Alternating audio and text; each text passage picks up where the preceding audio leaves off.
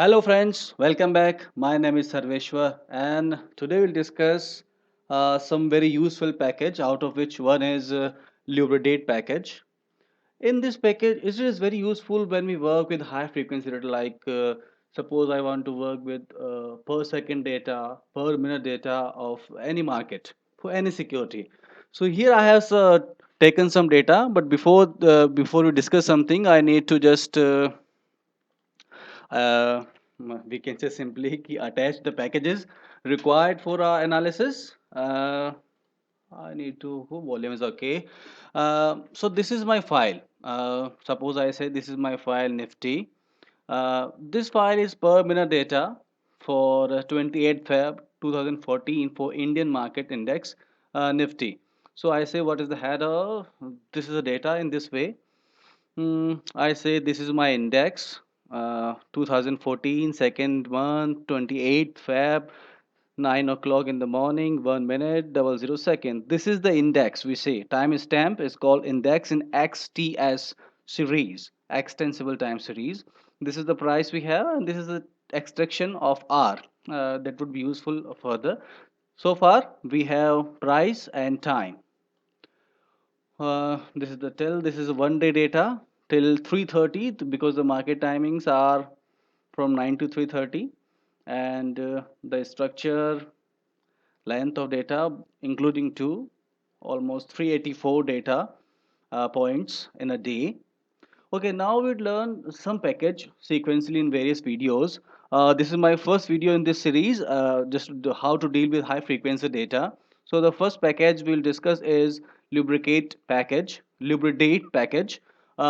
This package is very useful when you work with date time format data, and basically it would be good if you use XTS format. Okay, first of all, mm, we would discuss how to use update function. Suppose you are having a date and with minutes and hours, and you want to update its hours, minutes, and seconds. How to use? So the function update is very much required. First of all, I'm creating a new file. I say subnifty. Uh, this file now, this is the first variable, the first index, 28 Feb 2014, 9 o'clock 1 minute, 9:01 in the morning. So the structure of this is it is POSIX city. It could be POSIX LT, time series objective, zoo object, XTS object. It could be anything. So here first learning how. So here we are using update function. Suppose in this date you want to update its years, its month, its day, its hour, minute, or second. So you can use this way. This is my formula for this. I have already written this. Suppose I say this is my data. I am creating one new variable subnifty 1. I want to update subnifty.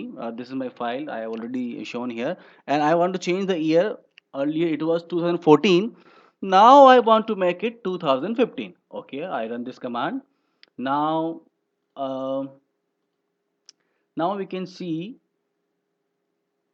sub nifty is 2014 and 15. Here we can see earlier it was 2014, and now in sub nifty 1 it has become 2015. How is it is? This could be useful when we manipulate the data. You are changing, you are adding some hours, reducing some hours, finding a duration. Mm, in this way it could be used in data manipulation we do, because these are the things in bulk.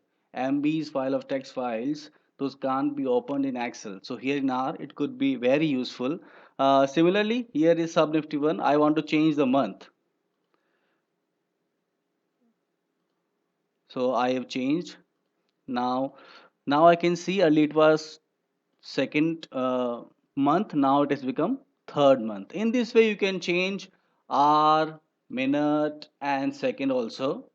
Now we come to second learning of the today. That is how to use duration functions like d hours, d minutes, d seconds, d days. D for duration here. So duration in days, d days. Duration in weeks, d weeks. You here we are having. Suppose I say this is my variable. This is my variable 28 March 2014. I want to add, suppose I say one day to this. It is 28th March. I want to make it 29th March. So how can I do this? I simply like plus minus x plus d days. D means duration in days. D days 1.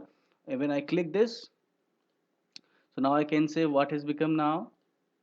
It has become 28 instead 29 instead of 28. In this way we can we can add hours also, we can add minutes also, we can add seconds also, and we are seeing here we are changing the parts. So here we can add hours, days, minutes. Now next thing is extraction of the time component. In this entire day I say suppose I want to extract hour of each element. So my file so we had a file nifty. This is our file. Suppose I want to remove this, I say second column. Here I am having two column, price and time.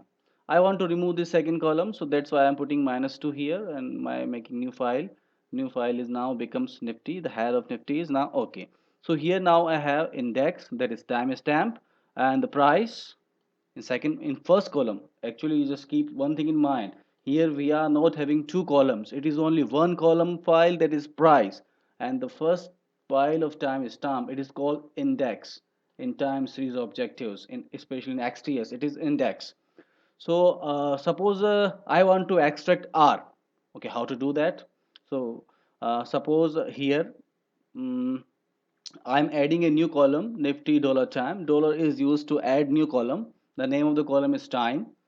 Uh, and I want to extract R from the index of the Nifty. Index, this is my or index, out of which I want to extract only 9. I want to extract this 9 or R from this for each variable, like from this 380 variable observations I have. I want to extract R for each of them. So we are doing this run, and now I just see the head of Nifty. I can see I'm having 9. This is my R everywhere. If I go to tail, I can also say it is 15. I have got 15. How simple it is. In seconds, I'm doing this. Similarly, I can extract minutes also.